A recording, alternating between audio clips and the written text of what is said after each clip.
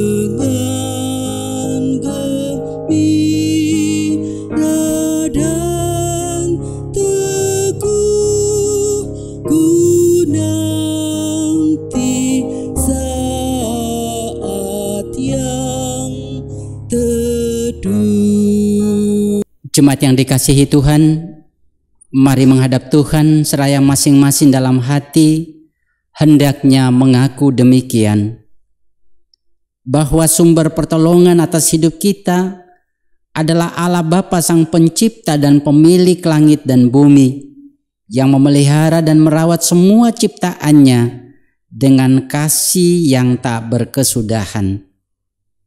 Damai sejahtera Tuhan Yesus menyertai umat-Nya. Amin. Demikian firman Tuhan bagi kita. Hendaklah damai sejahtera Kristus memerintah dalam hatimu, karena untuk itulah kamu dipanggil untuk menjadi satu tubuh, dan bersyukurlah. Kita memuliakan Tuhan dengan pujian Kidung Jemaat 1 bait yang pertama dan kedua.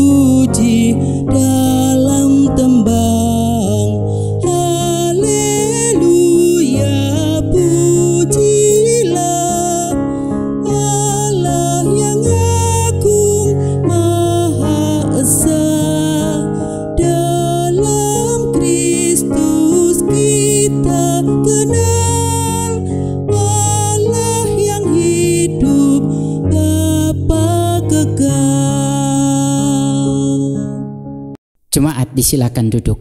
Jemaat yang Tuhan kasihi, tentunya kita mengakui bahwa perjalanan kehidupan setiap kita sebagai pribadi maupun keluarga adalah perjalanan bersama dengan Allah, perjalanan bersama dengan kemurahan, berkat, dan kelimpahannya. Namun pada sisi yang lain kita juga menyadari dan perlu mengakui akan kekurangan dan keterbatasan kita, sehingga di saat-saat tertentu kita kadang hidup jauh dari apa yang Tuhan inginkan kita lakukan dalam perjalanan kita.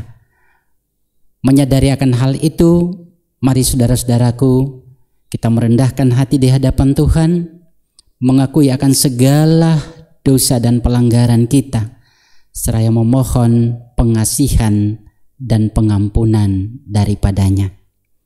Bersama kita sujud di hadapan Tuhan, seraya memohon pengampunan. Kami muliakan, kami tinggikan dan agungkan nama-Mu, ya Allah, ya Tuhan kami, Allah yang setia menyertai perjalanan kehidupan kami dari saat ke saat, setia menyatakan berkat dan kemurahan, setia menuntun kami dari waktu ke waktu, setia memberkati perjalanan kehidupan kami sepanjang minggu ini. Juga Allah yang setia menaungi kami dengan kuasa dan kekuatan-Mu. Terima kasih Tuhan, merenungkan akan segala kebaikan dan cinta Tuhan atas kehidupan kami. Di satu sisi, namun di sisi yang lain, betapa kami menyadari bahwa hidup kami jauh dari kehendak Tuhan. Melalui perkataan, melalui perbuatan, semuanya kami terkadang melanggar akan perintah-perintah Tuhan. Oleh karena itu, di hari ini kami datang dan bersujud di hadapan Tuhan, memohon pengampunan. Berkenan Bapa mengampuni kami, baharuilah hati dan hidup kami, sehingga di hari-hari yang akan datang kami boleh hidup bagi kemuliaan nama-Mu. Di dalam Kristus Yesus kami berdoa dan memohon. Amin. Mari Bapak Ibu Saudara kekasih, setiap kita yang dengan sungguh hati, dengan jujur dan tulus mengakui akan segala pelanggaran dan salah kita, Dia adalah Allah yang setia untuk mengasihi dan mengampuni kita yang datang kepadanya.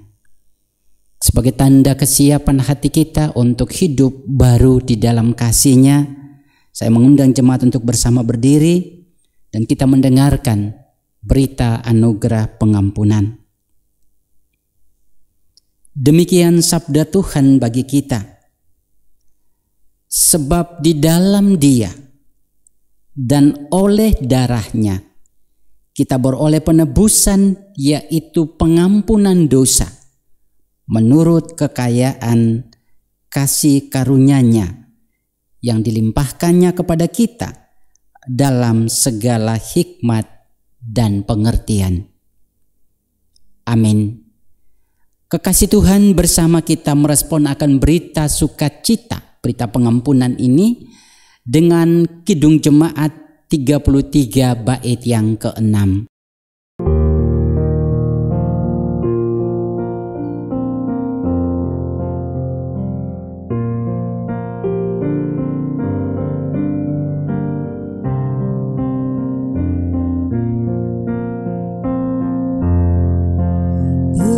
Terpuji penebus, terpuji darah-Nya, terpuji Kristus Tuhanku, dalam-Nya ku benar.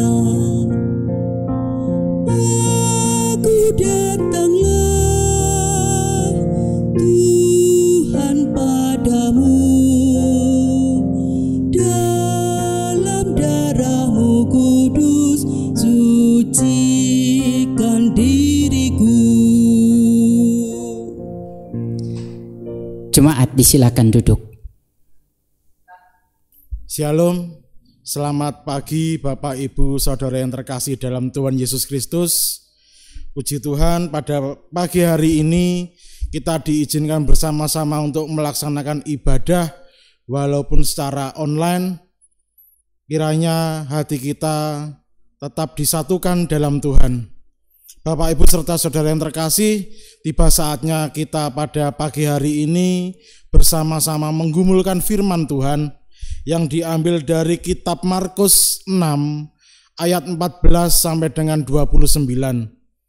Tetapi sebelum kita bersama-sama menggumulkan firman Tuhan, mari kita terlebih dahulu berdoa. Mari kita berdoa.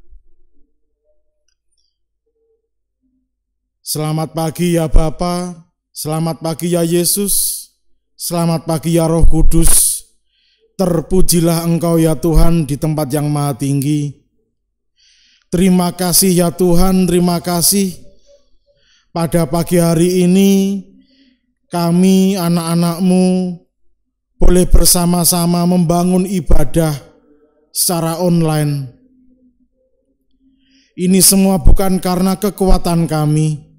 Ini semua bukan karena kehebatan kami, tapi ini semata hanyalah berkat dan anugerah-Mu. Terima kasih ya Tuhan, terima kasih.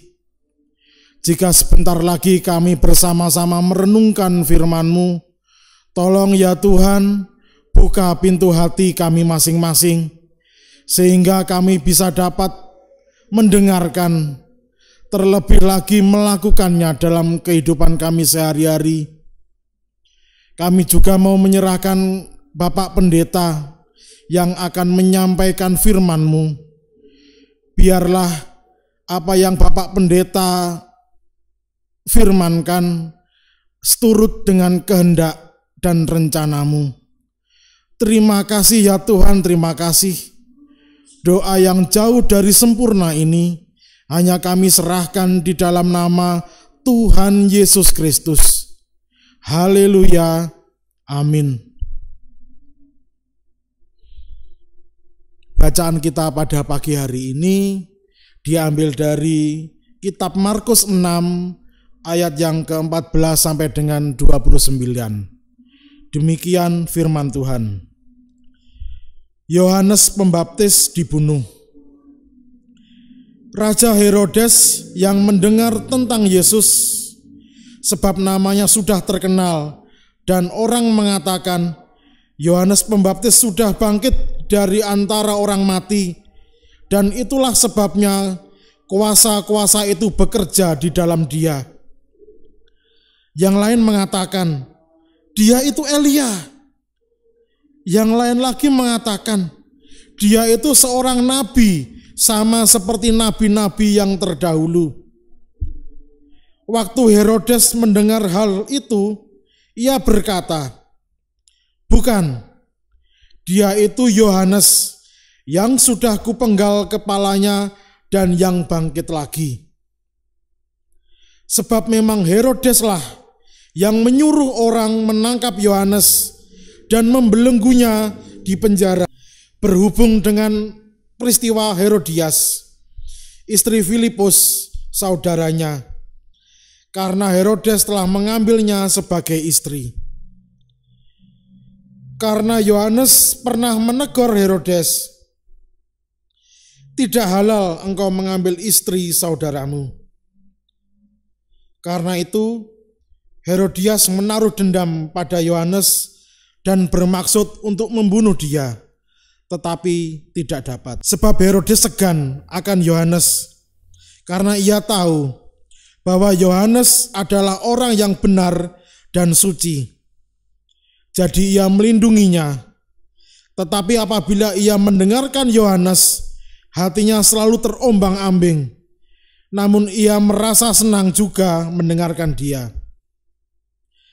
Akhirnya tiba juga kesempatan yang baik bagi Herodias ketika Herodes pada hari ulang tahunnya mengadakan perjamuan untuk pembesar-pembesarnya, perwira-perwiranya, dan orang-orang terkemuka di Galilea. Pada waktu itu, anak perempuan Herodias tampil lalu menari, dan ia menyukakan hati Herodes dan tamu-tamunya. Raja berkata kepada gadis itu, "Minta daripadaku apa saja yang kau ingini, maka akan kuberikan kepadamu."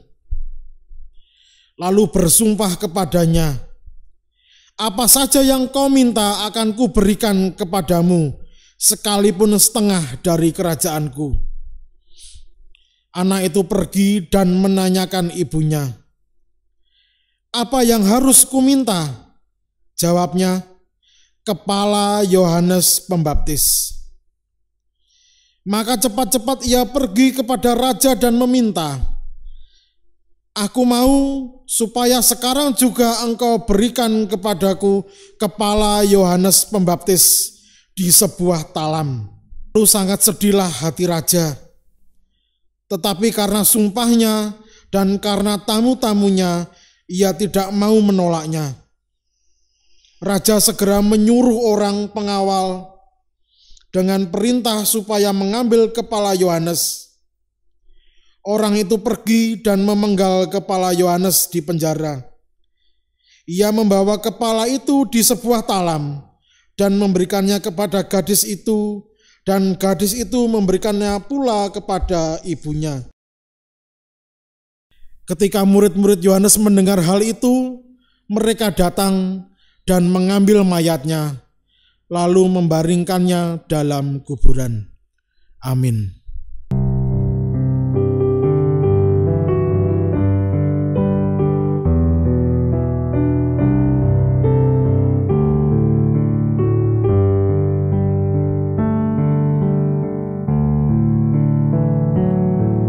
Kusiapkan hatiku Tuhan untuk dengar firman-Mu saat ini. Ku sujud menyembah-Mu Tuhan dalam hadirat-Mu saat ini. Curahkan urapan-Mu Tuhan bagi jemaat-Mu saat ini. Ku siapkan hatiku Tuhan untuk dengar firman-Mu. Firman-Mu Tuhan tiada berubah,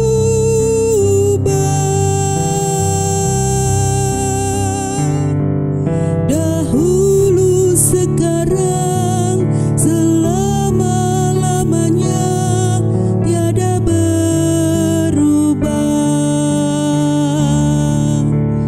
Firman-Mu Tuhan penolong hidupku.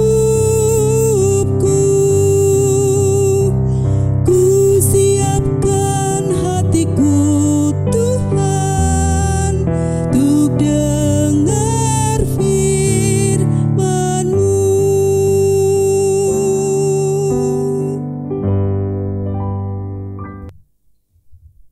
Shalom Aleichem Bisem Hamasya.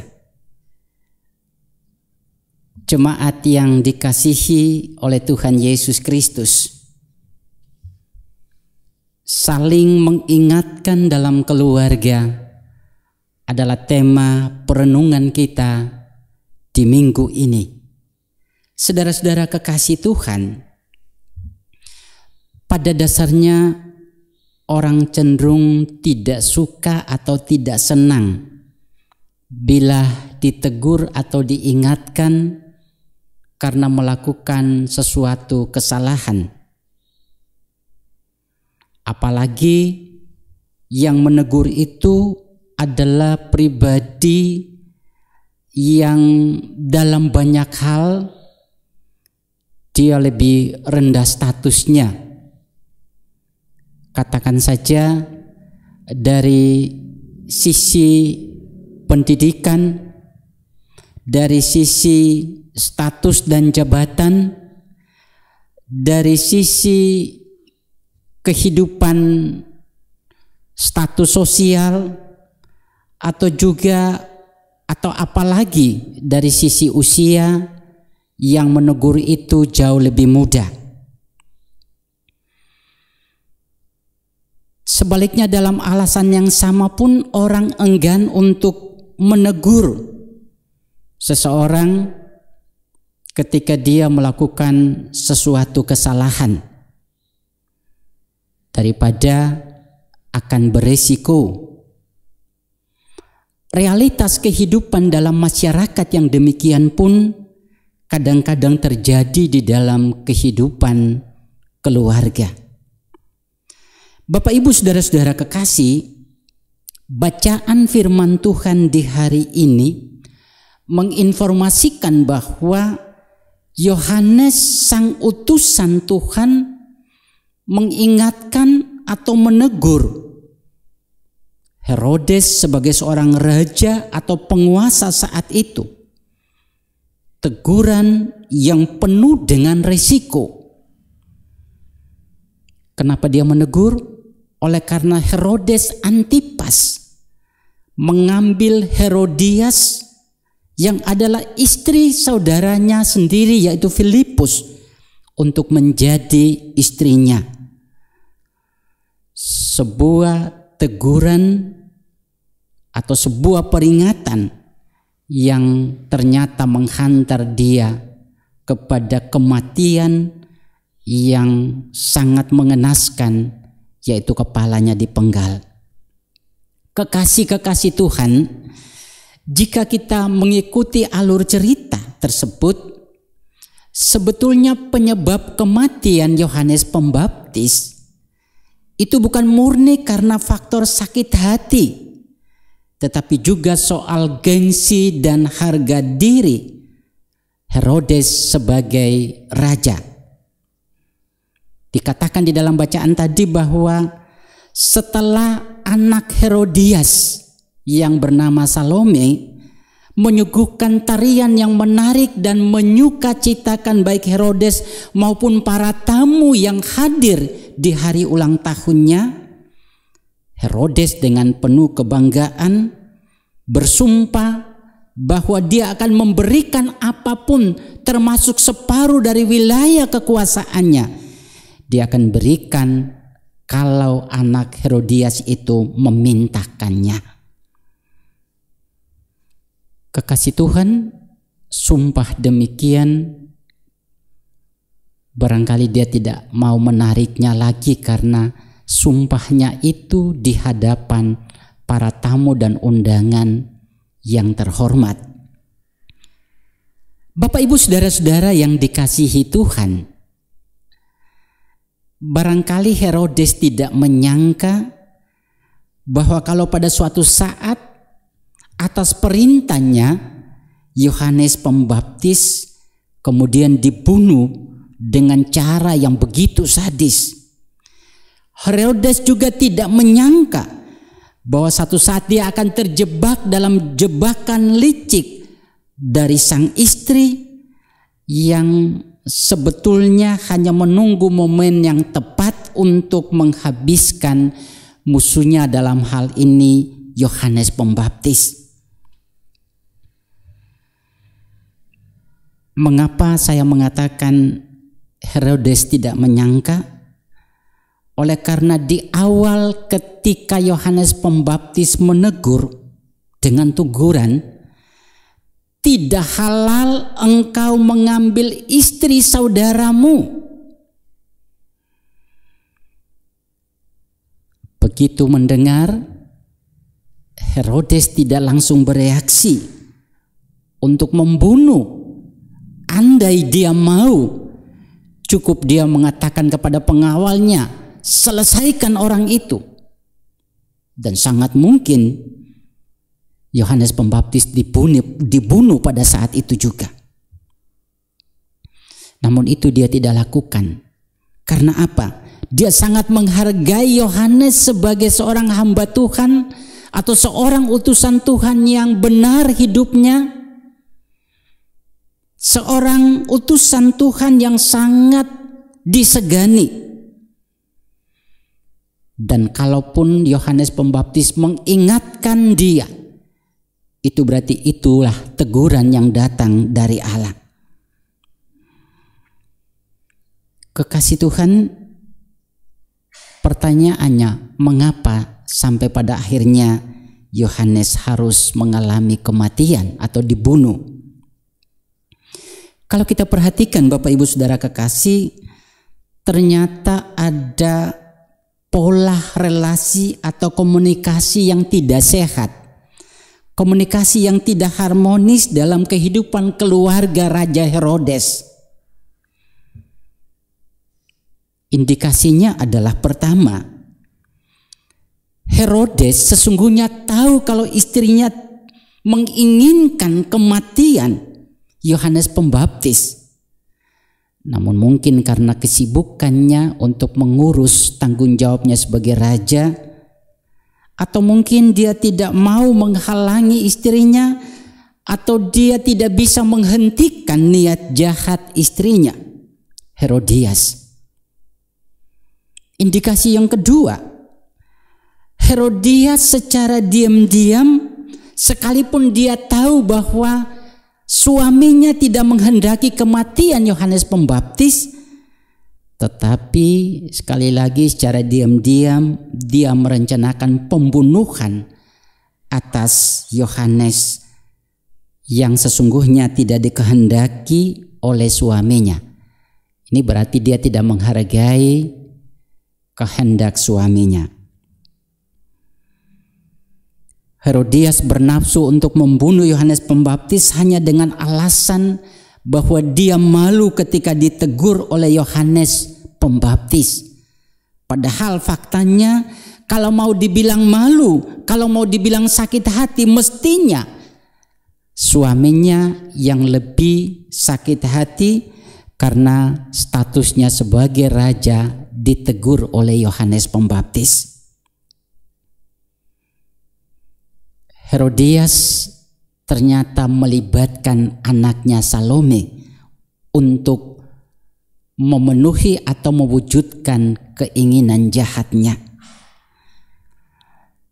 Catatan yang ketiga, Salome sebagai anak ternyata dia mendukung niat jahat dari ibundanya. Menurut seorang teolog Vincent Taylor di abad ke-19, dia mengatakan bahwa Salome, anak Herodias pada saat itu, saat dia menampilkan tarian itu, dia berusia 20 tahun. Usia yang bukan anak lagi, usia yang sudah dewasa, yang bisa saja menolak permintaan ibunya kalau akhirnya permintaan itu menghilangkan nyawa orang lain. Namun dia hanya manut saja kepada ibunya. Relasi keluarga yang tidak sehat, tidak harmonis, berujung kepada bersama-sama bertanggung jawab kepada kematian Yohanes Pembaptis. Bapak Ibu Saudara-saudara yang dikasihi Tuhan, setiap keluarga atau keluarga manapun bercita-cita untuk hidup bahagia. Walau definisi bahagia itu relatif, tidak selalu terkait dengan hidup dalam kelimpahan secara materi. Namun salah satu model keluarga yang bahagia adalah upaya untuk menciptakan sebuah keluarga yang takut akan Tuhan, serta semua anggota keluarga merasakan adanya damai sejahtera. Namun saudaraku, untuk mencapai kebahagiaan keluarga yang saya sebutkan ini, bukanlah semata tanggung jawab suami, bukan semata tanggung jawab istri, bukan semata tanggung jawab orang tua, tetapi juga dibutuhkan peran dari semua anggota keluarga. Memang kalau terkait dengan pemenuhan kebutuhan hidup, tentunya itu menjadi tanggung jawab orang tua baik suami maupun istri. Namun kaitan dengan kehidupan keluarga yang berkenan di hadirat Allah, itu merupakan tanggung jawab bersama. Saudara-saudara, para kekasih-kekasih Tuhan, sayangnya hidup di tengah-tengah budaya atau kultur paternalistik atau kultur patriarki, di mana pria atau suami sebagai kepala keluarga selaku sosok yang selalu diunggulkan, membuat peran sebagai istri, bahkan peran sebagai anak hampir tidak diperhitungkan dalam ikut serta menentukan eksistensi sebuah keluarga. Pada pemahaman itu, ukuran tentang yang baik dan benar selalu datang dari bapak, selalu datang dari ibu, atau selalu datang dari orang tua. Dengan alasan anak-anak masih kecil, anak-anak belum tahu apa-apa. Kalau pola relasi keluarga yang demikian, tentunya saya katakan tidak sehat. Kalau pola yang tidak sehat, pola relasi keluarga yang tidak sehat ini dipaksakan untuk diterapkan dalam kehidupan keluarga, mungkin tidak terlalu berisiko kalau anak itu masih kecil. Tapi ketika anak itu sudah menjadi dewasa dan tahu membedakan mana yang baik dan buruk, mana yang benar dan mana yang salah, maka tentu itu akan menimbulkan relasi yang kurang baik. Anak bisa jadi dia menjadi pribadi yang cenderung diam, tetapi dia bisa memberontak dengan cara hidupnya sendiri. Bapak Ibu Saudara kekasih, memang terkadang demi sebuah wibawa dan gengsi, ada orang tua yang cenderung mengecilkan, meremehkan pendapat anak soal sesuatu yang baik dan benar. Barangkali Bapak Ibu dan saya pernah mendengarkan ada ungkapan yang demikian, "Sudahlah nak, ingat ya, orang tua pernah menjadi anak, tetapi anak belum pernah menjadi orang tua." Ungkapan yang demikian ini berarti atau bermakna positif ketika orang tua menggunakannya untuk menegaskan kebaikan-kebaikan atau ajaran yang datang dari Tuhan. Namun itu berubah menjadi makna negatif andai kata orang tua menggunakan ungkapan ini sebagai senjata untuk menutup kekurangan dan kesalahan. Ini akan berakibat fatal. Memang benar bahwa orang tua mendapat tugas dari Tuhan untuk mengajarkan jalan dan kehendak Tuhan bagi anak. Namun di dalam memenuhi panggilan ini, haruslah semua pihak mengakui bahwa di satu sisi orang tua adalah juga manusia yang punya keterbatasan dan kelemahan. Namun di pihak yang lain juga harus mengakui bahwa Tuhan secara bebas memakai siapa saja, termasuk anak-anak, untuk bisa menyampaikan atau menyuarakan sebuah kebenaran atau kebaikan di dalam keluarga. Bapak Ibu, saya memberikan sebuah contoh yang kecil. Suatu ketika seorang ayah, seorang bapak yang sedang menikmati suasana indah di ruang tamu, tiba-tiba dia melihat ada si penagih hutang yang datang dari jauh. Dia sudah melihatnya, dia segera masuk dan menyuruh anaknya menemui dengan alasan, bilang saja Bapak sedang pergi. Anak tadi mencoba memprotes, tapi kan bapak ada. Sudahlah, katakan saja seperti itu. Kemudian anak ini menemui tamu dan dia mengikuti apa saran bapaknya dengan berkata kepada tamu bahwa ayahnya sedang keluar. Begitu tamu pergi, si anak kecil ini datang dan dia tidak puas dengan realitas itu. Dia mengatakan kepada bapaknya, "Bapak, bukankah bapak berbohong? Kan tidak boleh berbohong." Ayahnya langsung mengatakan, "Sudahlah, kamu anak kecil, diam saja, itu urusan orang tua. Sana belajarlah." Itu tanggung jawab bapak. Bapak ibu saudara kekasih, cara yang seperti ini yang kadang-kadang membuat anak bingung untuk bisa menemukan mana yang baik dan mana yang benar. Sehingga andai kata, entah itu istri, entah itu anak-anak yang menyuarakan sesuatu kebenaran atau kebaikan dalam keluarga,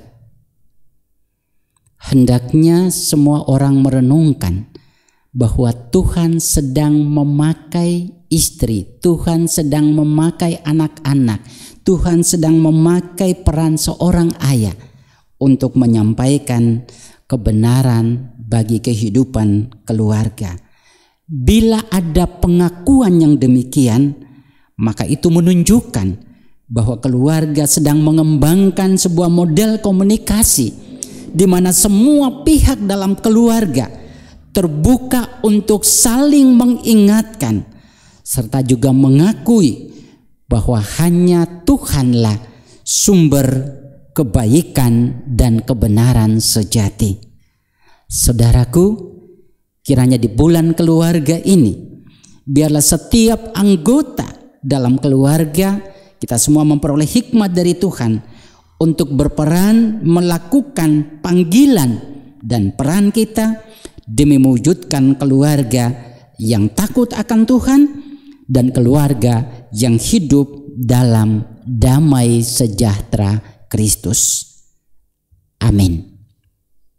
Mari Bapak Ibu Saudara kekasih, bersama-sama kita masuk dalam saat teduh untuk merenungkan sabda Tuhan yang baru kita dengarkan.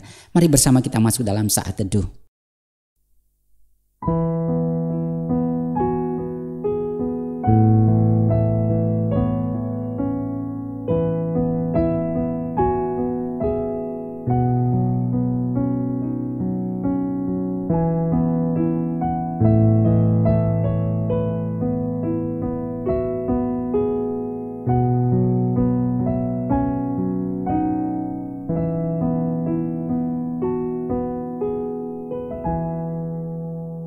Saat teduh kita akhiri, saya mengundang untuk jemaat bersama-sama berdiri, bersama dengan semua orang percaya di segala abad dan tempat, kita memperbaharui pengakuan iman rasuli yang demikian.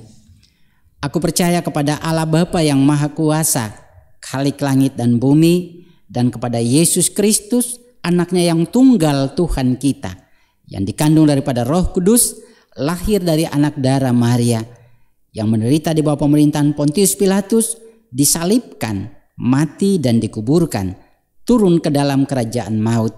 Pada hari yang ketiga, bangkit pula dari antara orang mati, naik ke surga, duduk di sebelah kanan Allah, Bapa yang Maha Kuasa, dan akan datang dari sana untuk menghakimi orang yang hidup dan mati. Aku percaya kepada Roh Kudus, gereja yang kudus dan am, persekutuan orang kudus, pengampunan dosa, kebangkitan daging, dan hidup yang kekal. Amin. Jemaat disilakan duduk. Saudara-saudara yang terkasih di dalam nama Tuhan kita Yesus Kristus, pujian penyembahan telah kita naikkan. Kini tiba saatnya kita memberikan yang terbaik dengan memberikan persembahan. Dasar dari persembahan kali ini kita ambil dari kitab Amsal pasal yang ketiga ayat 9 sampai 10. Demikian firman Tuhan. Muliakanlah Tuhan dengan hartamu dan dengan hasil pertama dari segala penghasilanmu. maka lumbung-lumbungmu akan diisi penuh sampai melimpah-limpah, dan bejana pemeraanmu akan meluap dengan air buah anggur. Bersama kita memberikan persembahan, kita pujikan pujian APJ 146 bait yang pertama sampai kedua. Bawa persembahan.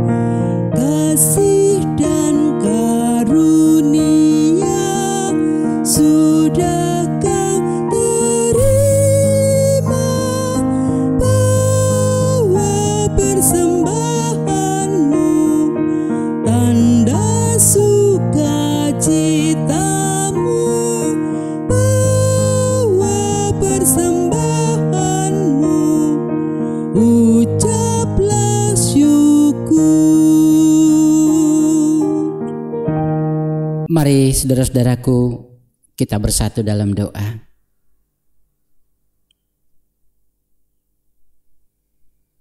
Kami tinggikan, kami muliakan dan kami agungkan nama-Mu, ya Tuhan, ya Allah kami, ya Bapa kami, dan ya penyelamat hidup kami.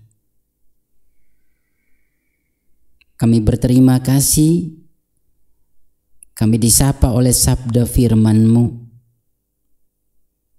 bahwa hidup membangun komunikasi yang baik, komunikasi yang sehat adalah menghadirkan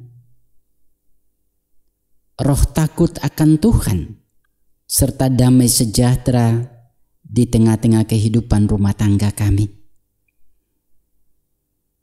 Kami mengakui bahwa perjalanan kehidupan kami di tengah-tengah keberadaan sebagai keluarga ada komunikasi-komunikasi yang kurang baik dan sehat yang kadang tercipta. Tetapi dengan firman Tuhan yang menyapa kami di hari ini, biarlah semua kami belajar untuk bagaimana membangun sebuah komunikasi yang baik, di mana hanya Tuhan sebagai sumber kebaikan dan damai sejahtera, sumber kebenaran, di mana olehnya kami bersama-sama terbuka untuk belajar mewujudkannya dalam kehidupan rumah tangga masing-masing kami. Terima kasih Bapa di surga, kami datang bersujud di hadapan Tuhan di tengah-tengah situasi kehidupan yang penuh dengan keprihatinan. kami bersama sebagai bangsa ini semua sedang menatap dengan penuh keprihatinan keberadaan COVID-19 yang sungguh-sungguh semakin menimbulkan kecemasan dalam keberadaan kami. Namun Tuhan, di balik situasi yang sedang kami rasakan, kami bersama masih percaya dan tetap beriman kepada kuasa Allah yang maha tinggi yang akan senantiasa membersamai kehidupan kami. Terkhusus kami jemaat Gereja Kristen Jawi Wetan Jemaat Pare. Tuhan tahu keberadaan kami. Tuhan tahu setiap pergumulan di keluarga-keluarga kami.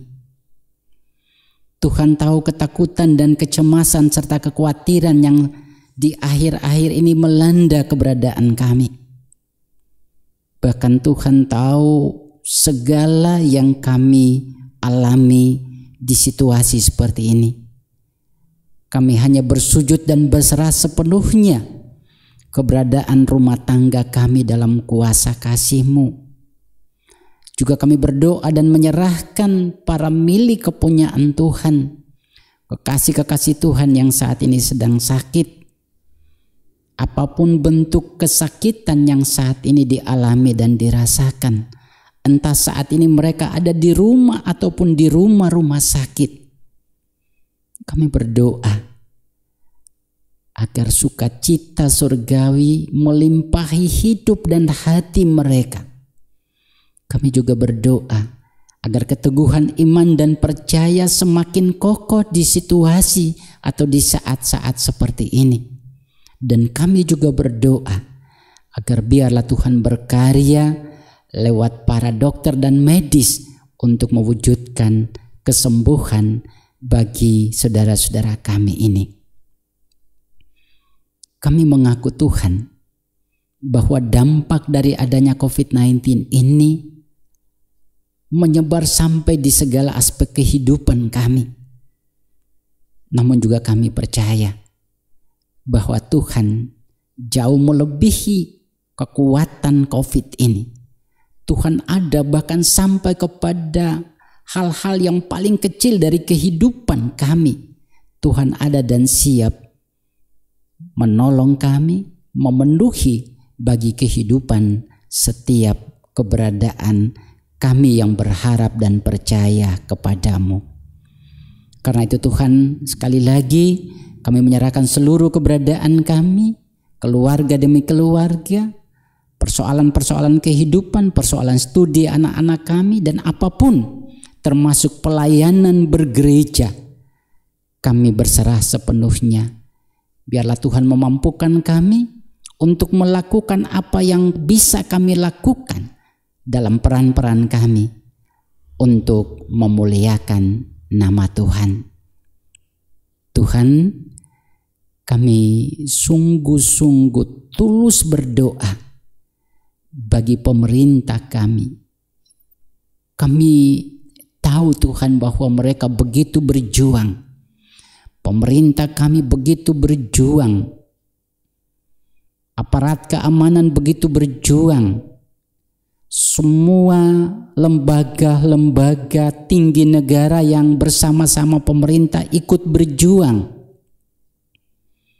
Para dokter dan medis ikut berjuang.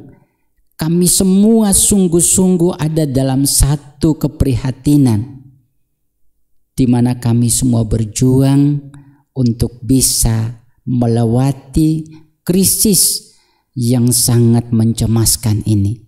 Tuhan tolong pemerintah kami dan semua kami, masyarakat, bangsa dan negara ini dalam setiap peran-peran dan usaha kami. Sehingga biarlah kami diberkati dengan semua yang kami lakukan, dan biarlah itu boleh membawa dampak yang positif, membawa bangsa kami keluar dari kemelut yang sedang kami hadapi dan rasakan. Tuhan tolong kami bahwa perbedaan-perbedaan yang Tuhan karuniakan sebagai anugerah dalam kehidupan sebagai bangsa, Tuhan tolong supaya janganlah kami menggunakannya sebagai senjata untuk menimbulkan perpecahan di antara kami. Tapi biarlah dalam semangat dan penuh kerendahan hati, dalam keperbedaan ini kami belajar untuk berjumpa dengan Tuhan dalam komunitas hidup masing-masing kami, supaya kami semakin dikuatkan untuk mengerti kehendak-Mu dan boleh kami mewujudkan dalam kehidupan bersama sebagai anak-anak bangsa ini, sehingga biarlah dalam kesatuan hati dan visi yang sama kami boleh membawa Indonesia ini bersama pemerintah kami, semua komponen masyarakat menuju kepada masyarakat adil dan makmur. Terima kasih Tuhan, berbagai-bagai penderitaan yang terjadi di tengah-tengah bangsa kami, kesedihan dan duka cita yang dialami oleh saudara-saudara kami yang menjadi korban dari COVID-19. Banyak yang kami dengar dan banyak yang kami saksikan lewat media massa, media elektronik, bahwa banyak sekali hal-hal yang menderitakan dan mendukakan anak-anak bangsa ini. Kami berdoa agar Tuhan menghibur kami semua, menghibur mereka yang saat ini ada dalam suasana duka cita yang mendalam. Tuhan menghibur mereka yang saat ini berada di dalam upaya untuk menemukan kesembuhan karena sakit akibat COVID-19. Tuhan tolong mereka supaya biarlah oleh pertolongan Tuhan kami semua boleh melewati kondisi krisis ini dengan penuh pengasihan dan pertolongan Tuhan. Terima kasih Bapa di surga, kami berdoa bagi gereja Tuhan. Tuhan memberkati kami gereja Kristen Jawi Wetan maupun gereja secara keseluruhan. Tuhan memberkati supaya kami boleh memberikan peran yang nyata menolong dan menopang pemerintah kami untuk bisa sama-sama bekerja dan mewujudkan suasana damai sejahtera di tengah-tengah situasi berat yang sedang kami alami. Tuhan berkati kami gereja, berkati warga gereja, berkati pelayan-pelayan Tuhan, supaya kami boleh berperan melakukan apa yang menjadi bahagian kami. Sebab kami percaya Tuhan akan melakukan apa yang menjadi bagian Tuhan bagi kami semua. Bapa di surga, terima kasih, kami mengucap syukur apapun keadaan kami masih beribadah dan memuliakan nama Tuhan. Kami membawa persembahan kami sekalipun amat kecil, tapi berkenan Tuhan menerimanya dan ubahlah sebagai sarana demi karya kasih Tuhan di tengah-tengah jemaat bahkan dunia. Terima kasih Bapa di surga, kami bersama memohon pengampunan manakala di dalam membangun ibadah ini ada yang tidak berkenan di hati Tuhan. Kami mengucap syukur Tuhan memakai kami dalam peran-peran kami untuk mewujudkan ibadah secara online.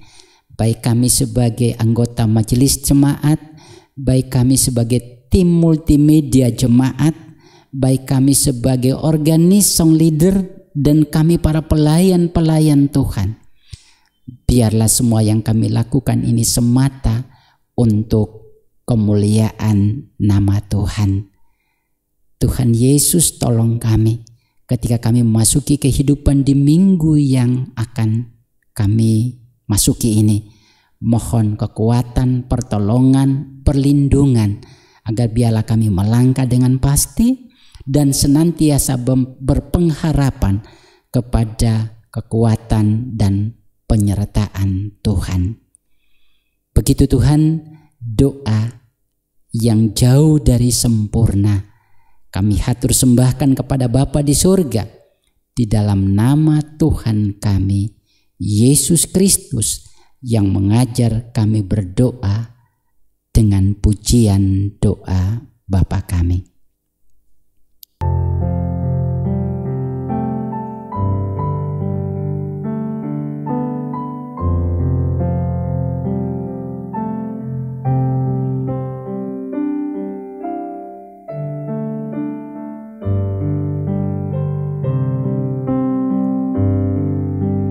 Bapa kami yang di surga, dikuduskanlah namamu, datanglah kerajaanmu, jadilah kehendakmu di bumi seperti yang di surga. Berikan kami hari ini makanan yang secukupnya. Ampuni kesalahan kami seperti kami ampuni orang yang bersalah pada kami. Jangan bawa kami ke dalam pencobaan, tapi lepaskan kami dari yang jahat. Karena Engkau punya kerajaan dan kuasa, kemuliaan selamanya. Amin, amin, amin.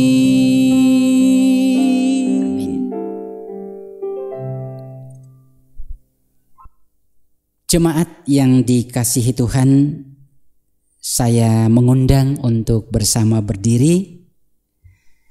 Tuhan mengutus kita kembali di dalam pergumulan kehidupan keseharian.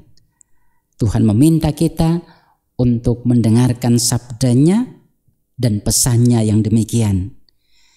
Jadi akhirnya, saudara-saudara, semua yang benar, semua yang mulia, semua yang adil, semua yang suci, semua yang manis, semua yang sedap didengar, semua yang disebut kebajikan dan patut dipuji, pikirkanlah semuanya itu.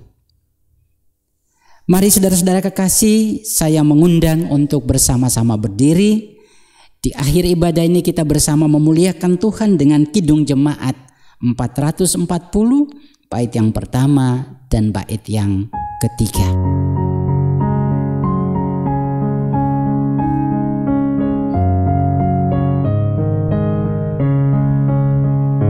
Di badai topan dunia, Tuhanlah perlindunganmu. Kendati goncang semesta, Tuhanlah perlindunganmu. Ya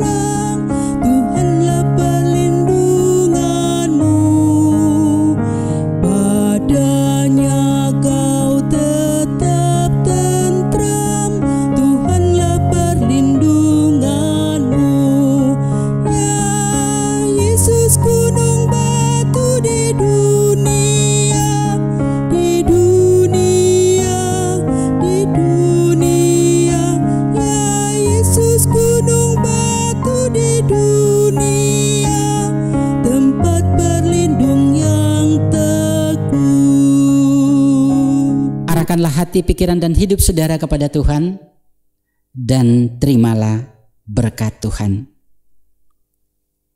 Damai sejahtera Allah yang melampaui segala akal akan memelihara hati dan pikiranmu di dalam Kristus Yesus. Amin.